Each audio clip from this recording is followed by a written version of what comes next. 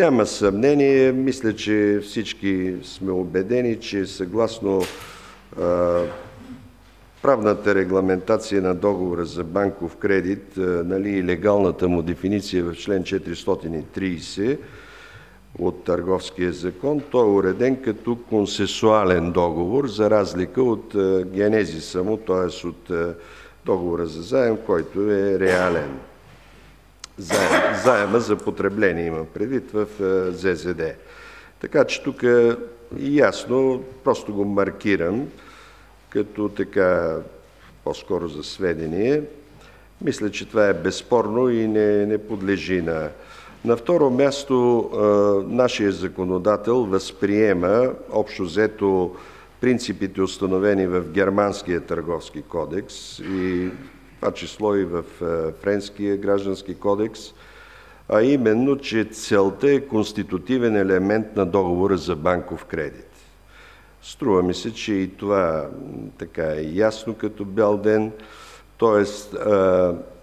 сумата, ресурса, който се предоставя на заемателя, всъщност се предоставя целево за постигане на определена стопанска цел и на заемодателя или кредито на банката, да говорим по-конкретно, не е безразлично за какво ще се ползва тази сума.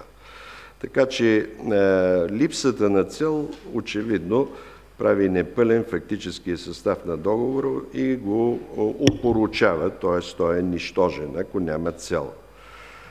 На трето място, срока е съществен елемент от договора.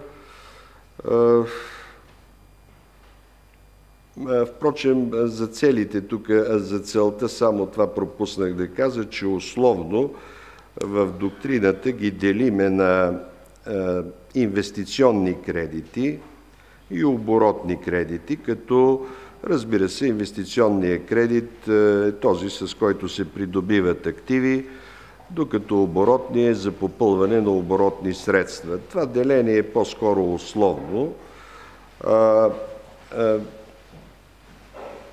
Търговският кредит, който е всъщност родовото понятие, той всъщност се дели на инвестиционен и съответно на потребителски. Така, за срока ясно е, че това е съществен елемент. Погасителният план е този, който обективира частичните срокове, съответно анюитетните вноски и лихвите. За лихвите ще говорим отделно.